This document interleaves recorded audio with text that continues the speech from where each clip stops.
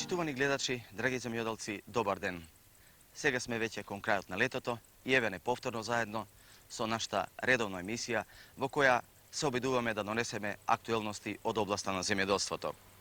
Иако минатиот и овој месец практично беа месеци на летни одмори за голем број жители, за земјоделците сигурно дека може да се каже ова е период на најинтензивната работа. Жетвените работи кон крајот на јули насекаде се завршени, а сега се уште понекаде се врши откуп на пазарните вишоци пшеница. Воеќе бербата на раните сорти грозје, на градинарските култури и нивната преработка во нашата конзервна индустрија.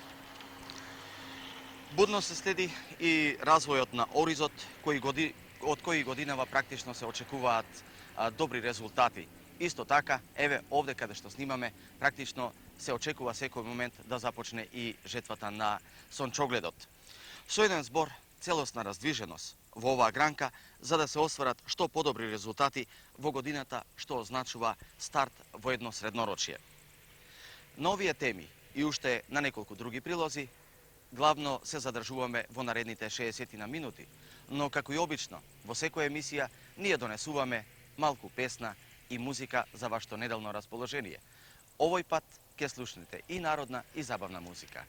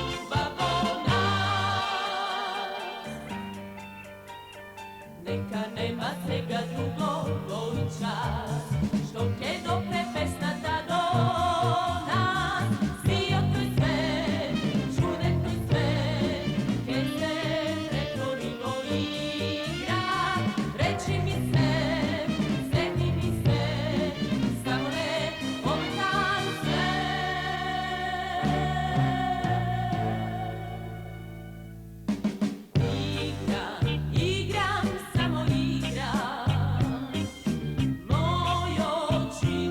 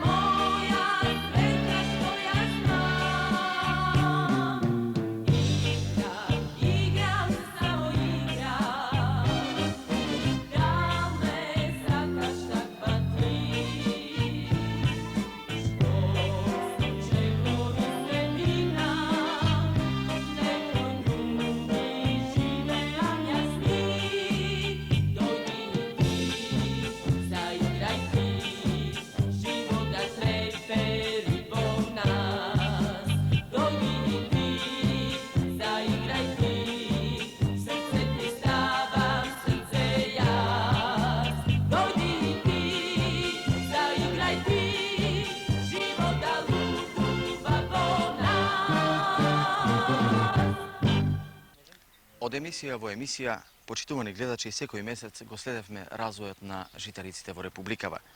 А минатата емисија ние посебно се осврнавме на жетвените работи.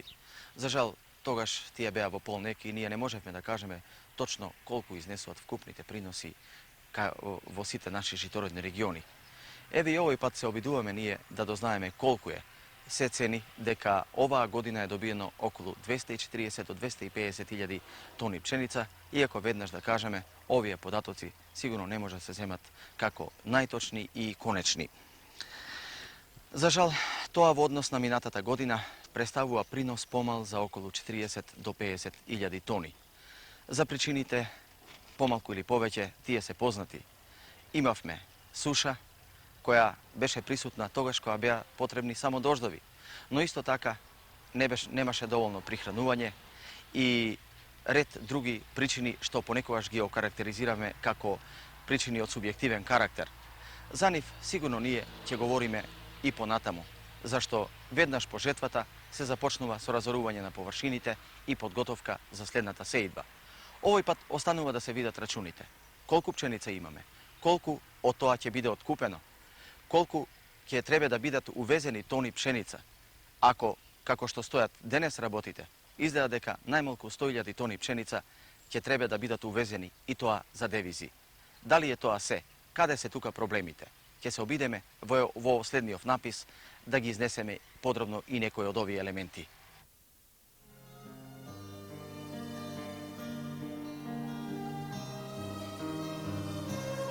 За да се даде одговор на прашањето зошто не произведуваме доволно пченица за задоволување на сопствените потреби, денес се потребни малку подлабоки анализи на се она што се случуваше со оваа значајна култура во изминатите 5, 6 па и повеќе години. Но ова не значи дека проблемот е тешко објаснив. Во минатите години, барем изминатите 6, на пченицата, што се однесува до економската страна на производството, благо речено, не се обрнуваше доволно внимание. Бевме некако навикнати одреден број хектари секоја година да бидат посејани со пченица. При тоа, постепеното намалување на површините со оваа култура не предизвикуваше некоја загриженост, а тоа беше и подкрепено со надежите за зголемување на просечните приноси по единица површина. Навистина, приносите беа зголемени, но не адекватно со темпото на намалување на површините. Од друга страна, заострените односи на стопанисување, наглиот скок на цените на основните репроматеријали, неопходни за примена на современа агротехника во производството на пшеница, ја чинеа оваа култура нерентабилна. Се долани пак, цената на пшеницата речиси и да не се покачи, или пак тоа зголемување беше минимално, та дури и смешно. Во вакви услови, општествените организации, па и индивидуалниот сектор, се подрастично ги намалуваа површините под пшеница. Не навлегувајќи многу наназад, тренд на опаѓање на површините под пшеница има уште пред 15 години, а минатата сеидбена сезона носи неславен рекорд. Под пшеница имавме само 102.000 хектари. Рековме на почетокот, годинашнава жетва беше доста слаба. Родот се цени на околу 240.000 тони пшеница. Од тоа, според последните информации од Жито Македонија, како пазарен вишок во силосите ќе се најдат едва 105 до 106.000 тони, под услов да се направат и додатни напори за откуп. Но, треба да се знае дека комерцијалните потреби на Републикава за пченица во зрно од жетва до жетва сега изнесуваат 320.000 тони. Значи, недостасуваат над 200.000 тони. Информирани сме дека во услови кога и на ниво на Југославија жетвата е под очекувањата, од домашниот пазар може да купиме едва 90.000 тони, а останатите 110.000 тони увоз од странство. Само заради илустрација, што значи увозот, на светските берзи 1 тон пченица франко-југословенска граница чини $200. Сигурно не е тешко да се пресмета колку чинат 110.000 тони пченица по $200 за секој тон. Наспроти ова, големи количества пченица, може би и повеќе од 100.000 тони, ќе останат во амбарите на индивидуалниот производител, кој покрај забраната за употреба на пченицата за добиточна храна, сепак ја чува за таа намена. Откупната цена на пченицата денес изнесува 10 динари килограм, но ете и при оваа цена, за која може да се рече дека е приближно реална, откупот е минимален. Образложението за ваквиот став на индивидуалниот производител главно се состои во следното. Не може да се дава пченица по 10 динари за килограм, а наедно за добитокот да се купува пченка или трици за 15 динари. Сето ова од своја страна говори за нарушениот паритетен однос помеѓу одделни земјоделски култури, но и за нешто друго. За едно неповрзаност, непостоење на чисти и цврсти договорни односи. Конкретен пример би посочиле со триците.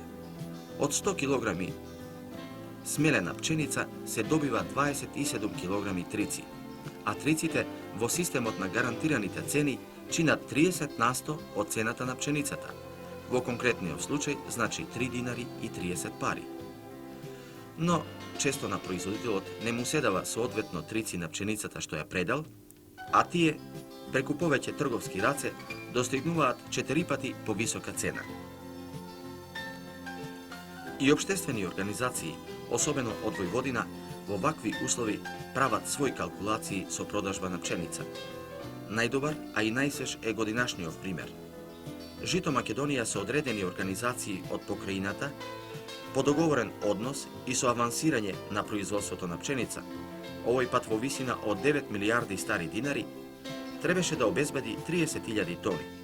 Но со мотивација дека родот потврлил за 50%, ќе бидат добиени едва и 15.000 тони. Очигледно, во вакви услови се сведува кој ќе даде повеќе, пченицата нему. А сега да се вратиме на она најсуштинското прашање.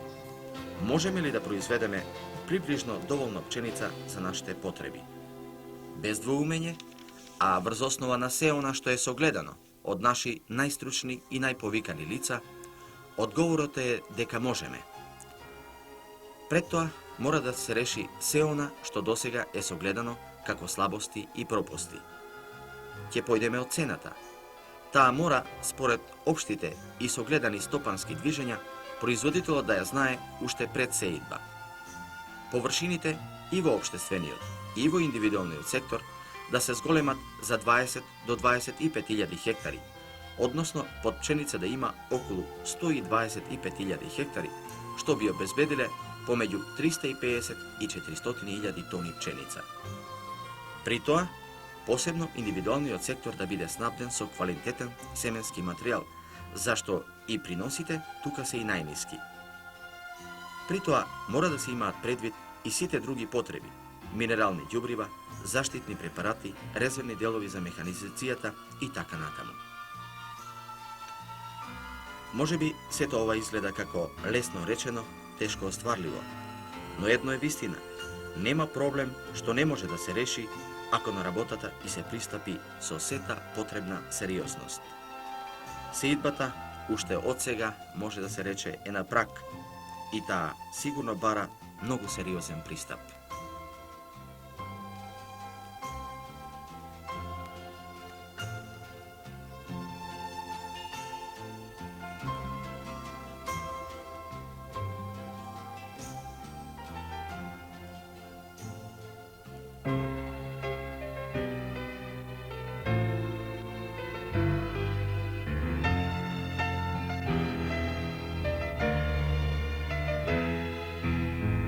Звони стариот сад, тргнувам на пат, минувам по мостот, го оставам својот град, застанав, го гледам паркот, клупите на кои седат одсаврени луѓе, времето го бројат, минуваат во вечност со стрелките во не знам колку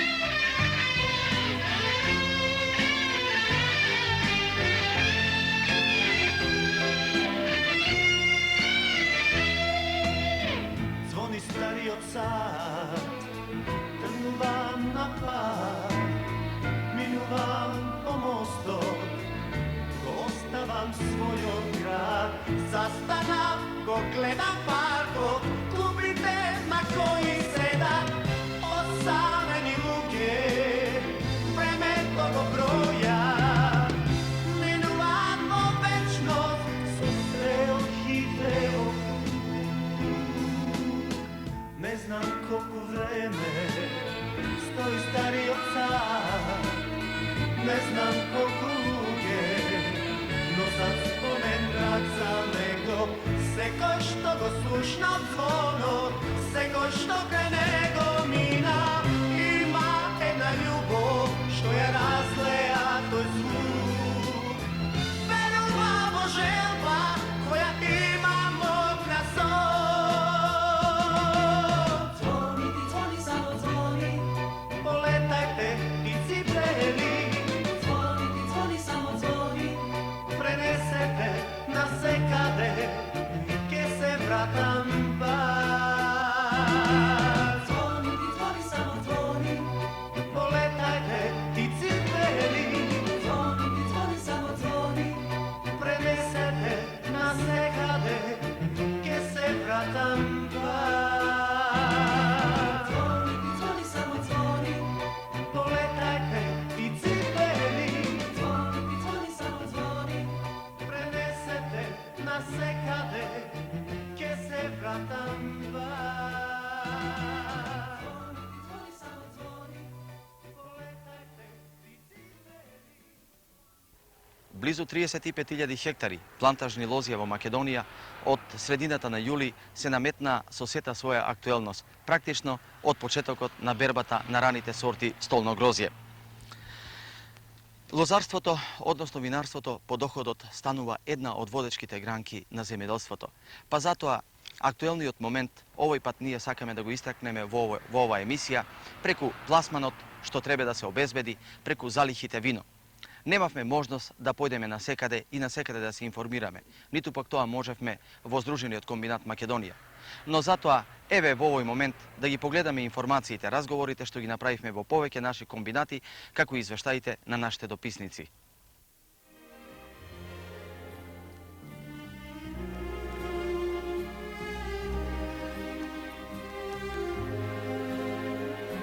Во Кавадаречко, во општествениот и индивидуалниот сектор се е во знакот на грозјето. По кој знае кој пат се повторува вообичаената слика. Недогледни плантажи, грозје, берачи. Нашиот дописник од Кавадарци Бранко Ивановски ни јавува дека во агрокомбинатот Тиквеш и годинава се очекува вонредно богат род. 27.000 тони, од што 12 до 13.000 тони трпезно грозје. Но родот е една работа и една страна на медалот од трудот. Другата е она што почнува да загрижува. Каде со грозјето? На ниво на општината се очекува берба на близу 80.000 тони трпезно и винско грозје, а според моменталната состојба и покрај вонредниот квалитет на грозјето, пласманот тешко се одвива. Постои страхување и за винското грозје, зашто дел од ланското вино се уште се наоѓа во визбите. Во Тиквеш се прави се да се зголеми капацитетот од 43 милиони литри на 53, но останува да се види дали ќе се стаса навреме со проширувањето на капацитетите и колкови количества вино ќе останат како преодна залиха. Би рекле, во Кавадаречко постои една мобилна состојба. Се апелира до производителите бербата да ја вршат со една нормална динамика, за да не се случи како лани, колони долги со километри да чекаат за прием на грозјето и со денови. Од Гевгелиско, јавува Томе Кусеников, во извештајот стои дека од 900 хектари родни лозија во комбинатот Винојук се очекува 16.000 тони грозје. Приносите се многу добри и во двата сектора. Се очекува кај трпезните грозје да има 25 до 30.000 тони по хектар, а кај винските дури и над 40.000 тони. Но и овде се не оди со пласманот како што треба. Згора на тоа и залихите вино се ценат на над 6.000 тони. Инаку, само комбинатот Винојук ќе преработи негде околу 8.000 тони винско грозје. А сега да видиме каква е состојбата во агрокомбинатот Лозаро Тито Велес. Разговараме со директорот за Лозаро овоштарство, другарот Јован Андовски. Па на 25 јули почнеме со бербата на радните сорти Кардинал и Кралица. Да. Во однос на квалитетот и квантитетот на грозјето оваа година е одличен и мислиме дека планските задажи кои што ни се поставени ќе бидат наполно остварени. А тоа значи? Тоа значи дека од овие рани сорти ќе набереме некако околу 1700 тона грозје, кој ќе биде испорачено на нашиот и странскиот пазар. Да дадеме прво и една по-глобална оценка. Рековме колку вкупно хектари има во Лозар и колкави количини вкупни. Вкупно хектари се 1300, од кои се негде во однос столни и овие вински сорти 50 на 50%. Од вкупно очекуваме принос околу 20.000 тони. Од тоа 8.000 тони ќе биде испорачено на као асталско грозје, Да. а останато ќе биде за преработка во нашиот подрум. Ние имаме одредени сознанија, барем досега, дека пласманот за почеток не е она според очекувањата. Што вие мислите, каква е состојбата овде? Пласманот в првите денови, па и ден денеска, се уште е отежнато, поготово на нашиот пазар, со овие рани сорти. Сметам дека организацијски на некој начин не е добро поставен тој пласман. Ако зборуваме исто и за извозот, и тој така е отежнат, бидејќи овие први количини кои што веќе ние ги испорачаваме, многу мали се количини, што дури и се плашиме дали ќе можеме целосно да ги оствариме овие количини кои што реков претходно дека ќе ги набереме. Во таков случај може да дојде, ако пазарот не ги прими овие количини, да и го потфрлиме она што од 8.000 тони колку го имаме планирано. Вие спомнавте, јас ве слушнав дека на организационен план сигурно дека тука имаме слабости и пропусти. Меѓутоа, ја би сакал да слушнам од вас сега, вака отворено сосема. Дали може би пропустите мораме да ги гледаме и внатре во организацијата, односно мислам тука на пакувањето, на квалитетот на грозјето. Ние имаме и квалитетно грозје, меѓутоа често пати тука се киксира. Да, и кога зборив за организацијски не мислев само комерцијално, него мислев воопште и самата берба. Тука е нормално дека имаме и тука некои слабости што треба да ги поправиме, али тие слабости повеќе се темелат на основа слабата продажба.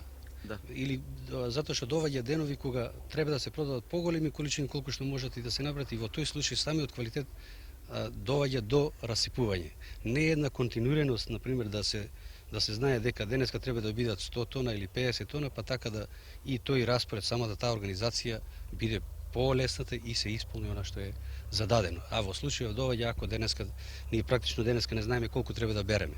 И после покасно може да ни кажете сега не треба да берете 30, ми ќе берете 50, а утре може да ни речат само 10. Во тој случај се изгуби оној континуитет и самите работници не можеш каде да ги распоредиш. Не помалку сериозна е состојбата и во комбинатот Струмица, Анска река, Повардаре и другите земјоделски комбинати кои што имаат развиено лозарство и винарство. Дали по 5-6 прилично нормални години што се однесува до пласманот на виното и грозјето, полека наидува криза. Можеби се уште е рано за поконкретна оценка, но како што стојат работите, проблемите се на прак. На пазарите надвор од Југославија, по доста ниски цени, ќе испорачаме само околу 5000 тони десертно грозје. А домашниот пазар не е веќе оној голем консуматор како порано. За сега се цени дека као преодни залихи вино да останат 30 до 40.000 тони. И тоа не е малку, а постои страхување дека може да биде и повеќе. Очигледно, некои работи почнуваат да чкрипат, па затоа може би ова е и последниот момент, аналитички да се пристапи на моменталните состојби, да се стори максимум за реализација на виното и грозјето. Сега не би навлегувале во проблемите што во оваа сфера од поодамна се присутни. За нив подробно ќе зборуваме подоцна. Битно е што е можно повеќе да се извезе, зашто бербата на винското грозје е на прак, а визбите се уште се полни.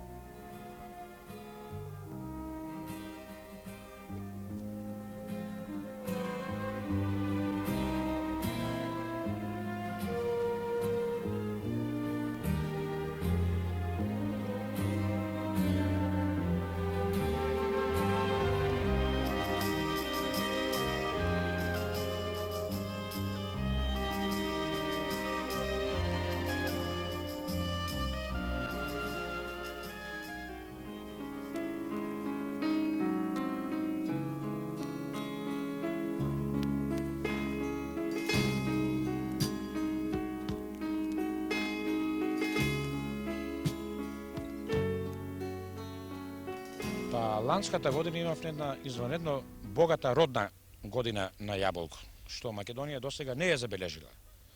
Вкупното производство на јаболка во Македонија достигна 107.000 тони. Ова година очекуваме намален род на јаболка. Општествениот сектор едвам ќе достигне 40.000 тони. А во однос на вкупниот род на јаболка заедно со И во индивидуалниот сектор, ќе имаме најмалку потврлување од 30%. Значи тоа не дека околу 70.000 тони. 60 до 70.000 тони вкупното производство на јаболка би се движело во Македонија. Како ретко кога, оваа година јаболката во ладилниците стоеше дури до јули месец, би рекле. Зошто беше таква состојбата? Во начинот на работење на Македонија плод, Да. ние никогаш не сме оставиле непокриено производство со договори за продажба на јаболка. Да. Меѓутоа, оваа година економската положба во Југославија си го направи своето. Намалената куповна моќ на населението се одрази во прв степен во пласманот на јаболката. Второ, се одрази неконтролираниот увоз на јужно овоштие без никаква дозвола во нашава земја. Во некоја компензационна сделка со Израел Да. за амбалажа. И трето, годината беше во фаза на берба многу тешка и во ладњачите влезе и доста лоша стока. Таа лоша стока и практично го стопира испораката на јаболкото за конзумен пазар, бидејќи беше неквалитетна. Овие три моменти влијаја да ова година не само што имавме продолжена испорака на јаболкото Да. за консумација на пазарот, ами имавме и осетно намалени цени, Да. кои не можеа во никој случај да ги Тоа компензираат. сигурно се одрази доста неповолно и на организациите каде што грото на производство е јаболка. Нарочито кај организациите што имаат монокултурно производство. Да. Тоа е Струшко поле Струга, Преспанско јаболко Ресен, земјоделското стопанство од Кичево и така натаму. Еве, оваа година рековме нешто намален род, 70.000 тони, отприлика 60 до 70.000 тони. Какви се условите, можностите, како вие сега ги гледате како деловна заедница на Македонија за ова производство посебно? Оваа година ние сме на основа согледувањето на производството во Македонија, Да. на основа на согледувањето на производството во Југославија, на основа согледувањето на производството во европскиве земји, главните производители на јаболко во Европската заедница, сметаме дека на јаболкото му престојат добра перспектива. Да. Со нашите деловни партнери, количини што ги очекуваме, ни се малку да ги покриеме со деловни аранжмани. Према тоа, во фаза на договарањето не ќе имаме проблеми. Проблемите- Колка ви се согледувањата на ниво на Југославија, на пример? На Југославија се околу 220.000 тони, Да. 220.000 тони јаболко прва и екстра класа во општествен сектор. Да. Проблемот е во тоа што индивидуалниот сектор е недоволно пратен нити од стручната служба на комора, нити од стручната служба на статистика. Колку тој ќе дај, не можеме точно да го установиме. Значи, оваа година, реално гледано, може би и нема да се помине као минатата. Не би требало во никој случај. Во никој случај, затоа што ланската година имавме еден рекорден род и во Македонија и во Југославија. Од нашите досегашни согледувања, чим југословенското производство на јаболка премини преку 400.000 тони, кризата е на видик. Дали се размислува нешто околу цените сега, како се движат Се тие? уште е рано, затоа што јаболкото, цената на јаболкото поправо се формира према понудата и поборувачките на пазарот. И ние од тој објективен закон не можеме да бегаме. Да, меѓутоа, мораме да го продолжиме нашиот разговор со тоа дека делот јаболката која минатата година долго лежеше во ладилниците, достигна високи цени во малопродажбата, а колку сме ние запознати, таа цена не беше повеќе од 10 динари, што се однесува производство ладилник. Точно е. Ние како Македонија плод, не постигнавме повисока цена од 10 динари За килограм. за килограм јаболко, испорачено франко утоварено. Да. Како натаму се формираше цената? Полно работи ни бегаат од наш домен. Бега транспорт, бега амбалажа, бега учество на прометникот, бега учество на ладилникот. А тие практично скоро учествуваат со 60% во малопродајната цена на јаболкото. Према тоа, ние сме на една граница во која учествуваме со 40% од малопродајната цена на јаболкото. Значи И нашата интервенција, 60 сите други сите други кои се надоградуваат. учесници во прометот. Дали во овој однос може нешто да се преземе? Сепак јаболката да има и еден подобар пласман на домашниот пазар, не само напорите за извоз. За сега, за несреќа не гледам излез, дури се влошува ситуацијата. Се влошува затоа што поскапува и амбалажата, поскапува и транспортот, поскапува и лагерот во ладилници. А прометни организации, своето пошто потоа захтева да го остварат.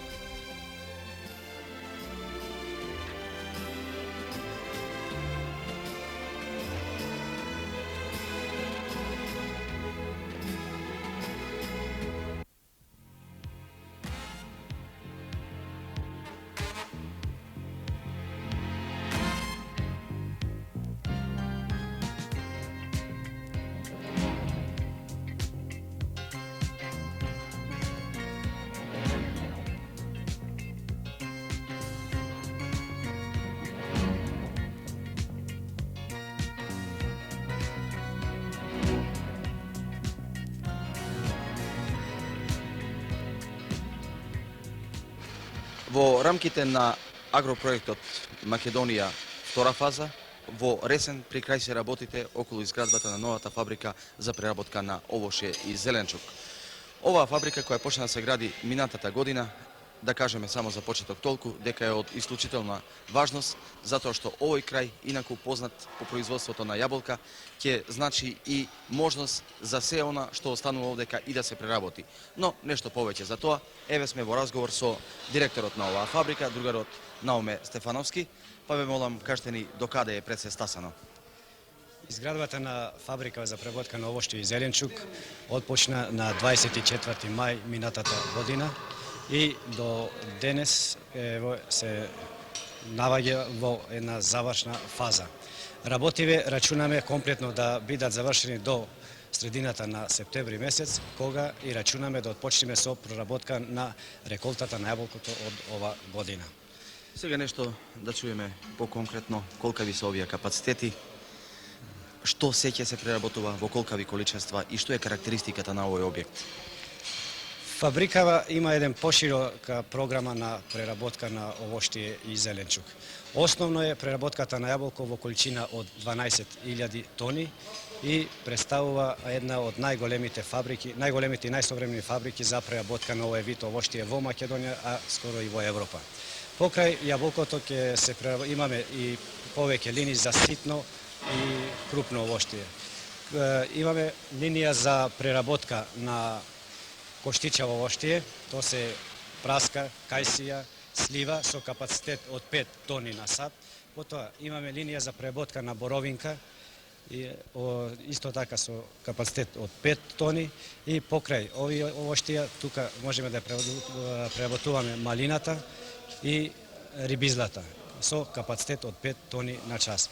Покрај овоштиево фабрикава, односно технологијата и опремата овозможува и преработка на зеленчуци, меѓу кои има преработка на доматите, преработка на пиперките, лукот и кромидот. Прашање кое веројатно често и го поставуваме ние секогаш е тоа. Дали сметате дека овој капацитет ќе биде искористен целосно? Дали суровината ќе се обезбедува? Да претпоставиме дека јаболка имаме, но се работи и за другите видови. Имајќи го предвид купното производство на наброениве овоштија и зеленчуци во Македонија и ситуацијата која владее на пазарот, за што сведочеше минатава година кај оштието, можеме со сигурност да кажеме дека за еден ваков капацитет во Македонија има доволно сировина од сите видови на овоштија. Рековме, започнувате на есен со работа, со што ќе се започне и што оваа година значи ќе се преработи. Ова година отпочнуваме со преработка на јаболкото, како основна сировина во оваа фабрика и ќе ги произведуваме сите видови, односно сите производи кои се предвидени во програмата на оваа фабрика. Кога сме веќе кај производството, да кажеме дека лепезата на производи на оваа фабрика е доста голема, тргнувајќи од концентрати од овоштие, бистри и густи сокови, екстракти од овоштие, алкохол, па све до сточна храна која представува и последна фаза од преработката на ова овоштие.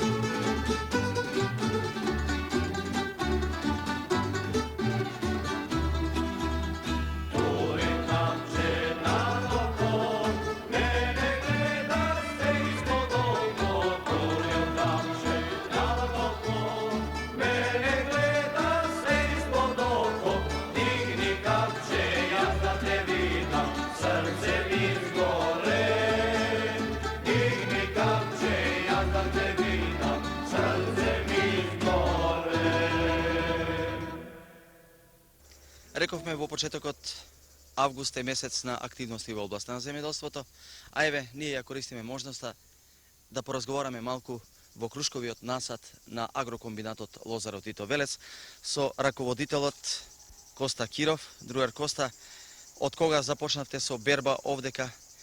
Какви се резултатите почетни? Што очекувате годинава? Овогодишната берба почна нешто порано во однос на претходните години, Да. а тоа пред се доаѓа од климатските услови.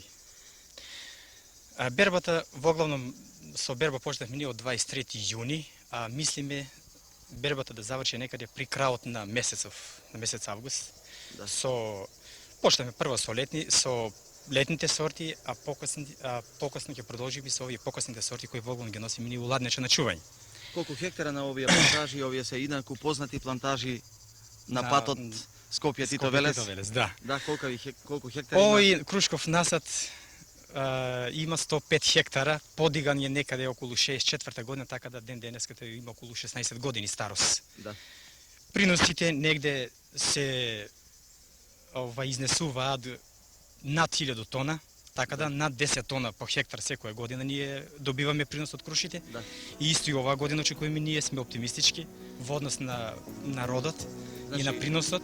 Колку очекувате вкупна берба иначе? Вкупна берба оваа година ние очекуваме некаде да набереме околу 1100-1200 тона круши, така да ние сме во границите на она што сме го планирали да го оствариме оваа година. Значи планскиот принос ќе го оствариме. Што се однесува до пласманот на крушите, оваа година некако нешто имаме вака малку одредени потешкоти. Потешкоти има околу пласманот, Да. но воглавном крушата како производ се бара и воглавном ја пласираме ние на домашниот пазар и на воглавните на главните центри во Југославија, како што се Загреб, Љубљана, па имаме Марибор, Риека и на другите поглавни центри во Југославија. Дали во центрите во Македонија Во присутна оваа круша? Оваа круша во центрите на Македонија ние послабо ја пласираме. Да. Така да ние повеќе ја пласираме ние во Хрватска, Словенија, во тие две републики. А имаме и во Србија некаде вака. Дали сте задоволни од цената што се остварува? Која е таа цена? Цената задоволни сме углавно со цената. Таа некаде изнесе од 1300 динара.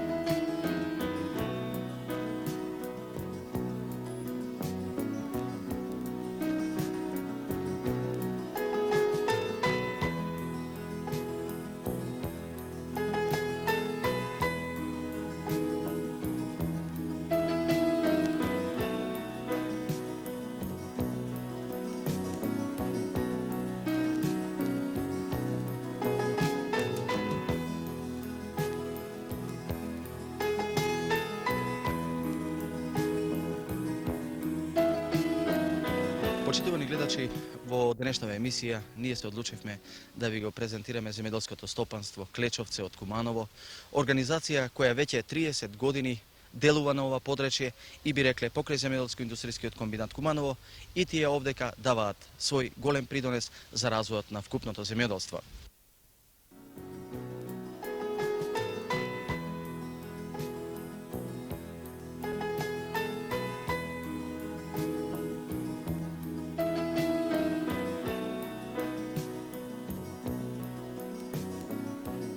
Земјоделското стопанство Клечовци на овој регион како регистрирано е како работна организација без основна организација на здружен труд. Организацијски стопанството има две работни единици и тоа работна единица село Клечевци со 300 хектари обработија површина и работна единица Новоселјене со 700 хектари работна површина. Или вкупно стопанството располага со 1000 хектари. Ова површина во стопанството во село Клечовци 300 хектари, таа се наводнува и изграден систем за наводнување, еден од најсавремените системи во Југославија. Производната структура во земјоделското стопанство Клечовци изнесува во работна единица село Клечовци 300 хектари организираме производство и тоа на следниот начин. 100 хектара имаме лозарство, 100 хектари овошни насади под праски и јаболки и 100 хектара градинарство. Произведуваме пипер, во главно индустријски, кој е наменет за извоз. Извоз е организиран преко Агрокомерц, Здружен комбинат Македонија, и преко нив оди гро нашето производство кое што се произведува во стопанството. Еве сме овдека и нашиот разговор го снимаме покрај праскарниците. Гледаме вонредно богат род, како се оценува годинашниот род, каков е пласманот. Пласманот ова година на домашно тржиште е доста отежан. Меѓутоа, ова година, благодарение со нашето членство во Агрокомерц Македонија, ние отворивме една перспектива, така да ова година е организиран извоз, меѓу кои извезовме 600 тона праски, Да. имаме 400 тона договор за извоз на црвен пипер, односно гамба, Да. кое што ќе иде на западно тржиште. Нашата работна организација брои 130 постојано вработени и 70 сезонски работници. Или вкупно вработуваме во текот на година по просек 200 работника. Од вработените имаме 9 агрономи, 2 економисти и над 15-20 со средно образование. Во прошла година земеделското стопанство Клечевци оствари вкупен приход од 4 милиарди и 800 стари динари. Ова година очекуваме над 5,5 милиарди или за 40% очекуваме да се зголеми доходот на стопанството.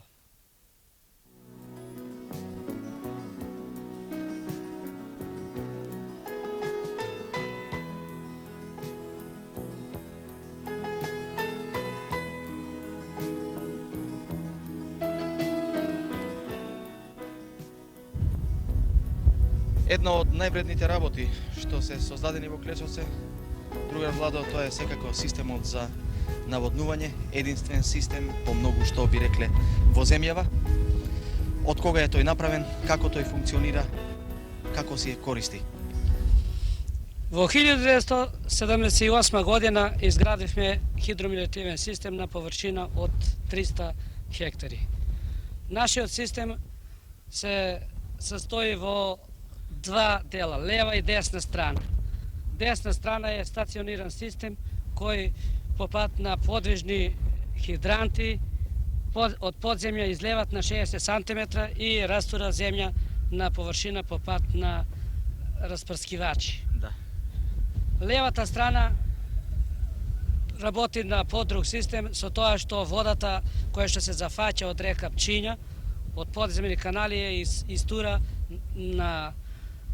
во резервоар со капацитет од 3000 кубика. Овој резервоар е челичен и задоволува потреби за наводнување на 150 хектари лозови насади. Значи, практично од овде се наводнуваат тие 150 хектари лозови насади и од другиот агрегат таму уште 150 хектари, тоа Да. се значи 300 хектари. Има ли можности за поголеми наводнувања? Пумпната станица е проектирана за 500 хектара. Моментално е изградена мрежа за 300 хектари, останува да се догради за уште 200 хектари. Има ли во блиска перспектива можности тоа да се изгради? Во блиска перспектива, надаме се дека ќе ги освоиме и планираните и зацртаните со нашиот план задачи за изградба на системот. Благодарам. А сега еве го до нас е и другарот Раде Лазаревски, раководител на производство. Раде, општо земено се знае што значи водата за земјоделството и за земјоделските култури, но што за Клечевце оваа вода, еве овде имаме стварно овој импозантен и интересен систем ја. Што придонесе водата во овие години? Па видите, водата овие години од кога го изградиме системот за наводнување, добиме големи благодети со тоа што успеаме во оние култури кои што ги имаме, кои што се застапени при овој погон, а тие се лозјето, праските, градинарските култури и ратарските. Со ова, значи, со овој систем кој го изградиме, значи, ова вршиме наводнување, а со тоа ги изголемиме многу приносите. Па нарочито принос се зголемени кај праските. Како се движат сега тие? Тие во минатата година и ова година се движат над 20 тони по хектар. Како е состојба кај другите култури?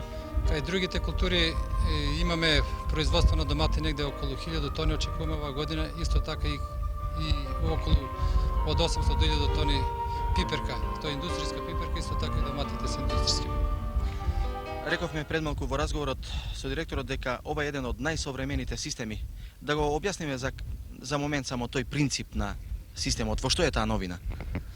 Таа новина на овој современ систем е во тоа што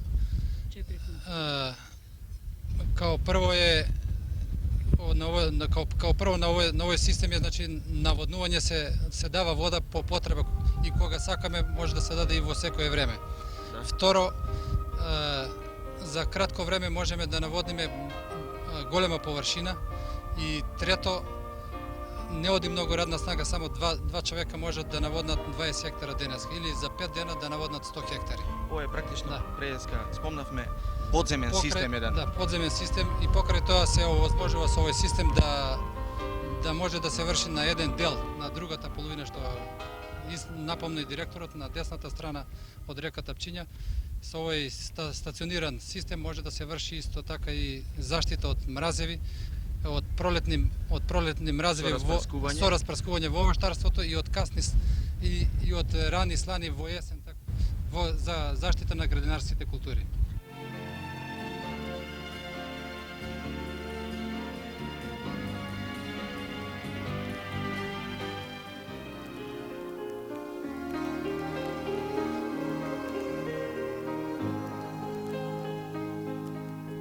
За Охрид, за езерото, за туристите и туристичката сезона, со сите елементи што таа ги носи со себе, годинава се чини како да е зборувано повеќе од кога и дое досега.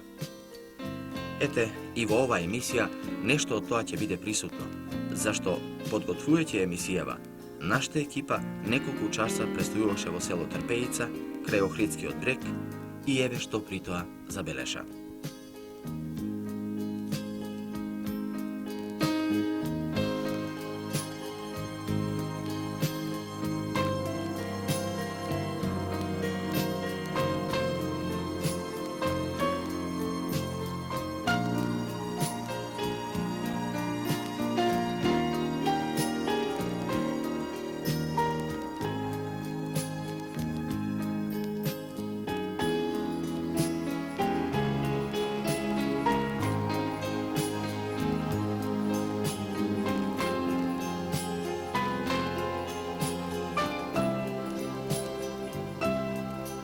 Многу села во Македонија, по тоа каде се сместени, по околината што ги обкружува, носат во себе по некоја скриена убавина.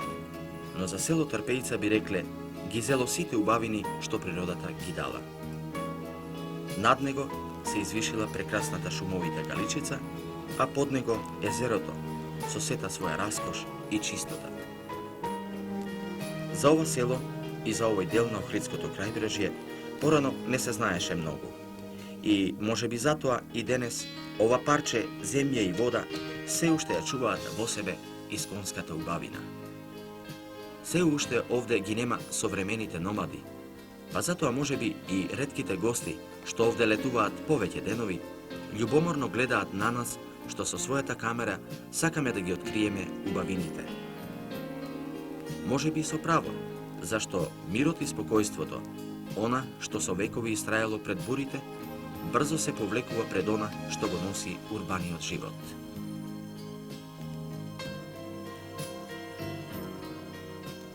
Трпеица е многу старо село, барем според преданијата. Некогаш село на рибари што својата екзистенција ја гледале скоро исклучиво од езерото. За жал, нешто повеќе не можевме да дознаеме, а селото денес со ретки исклучаци, само по некоја стара куќа, скоро целото е обновено. Повеќето од жителите работат во Охрид, а за некакво земјоделство не може да стане збор. Поаѓајќи од овој момент, Трпеица полека се свртува кон она што денес се нарекува туризам. А тоа значи дека и овие луѓе сакаат да го остават старото, да започнат нешто ново што би им дало перспектива.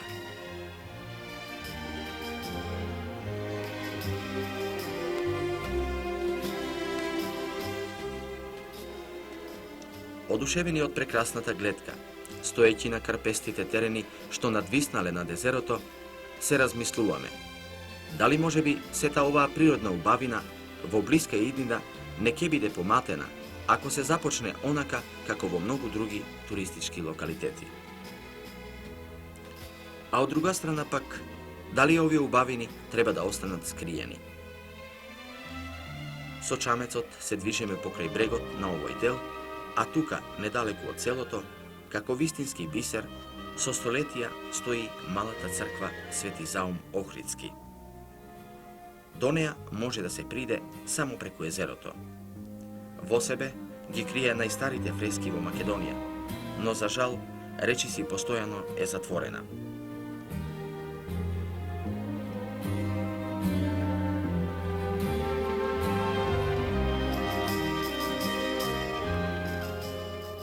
Село Трпејица сака да биде, и тоа сигурно во иднина ќе биде туристичко место. Но нашето мислење е дека овде мора да се чекори предпазливо, да се развива таков туризам, ослободен од сите поранишни грешки, да се зачува убавината и старото што му го дава белегот на ова село и при тоа да се создадат современи услови за престој. Ова сигурно не е ни малку едноставна работа, па затоа и помошта на селаните од стручни лица ќе им биде драгоцена.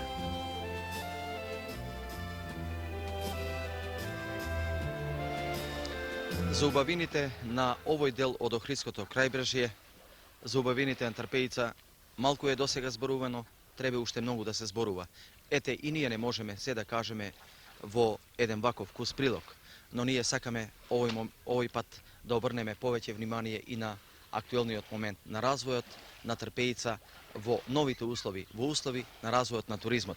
Затоа, еве сме овде во разговор со другарот Милан Јовановски, председател на местната заедница на Трпејица, и другарот Ѓорчевски Борч, секретар на местна заедница. Да, благодарам што се одзовте на нашата молба да поразговараме за момент. Нашето село поседува околу 100 куќи со околу 500 члена жители.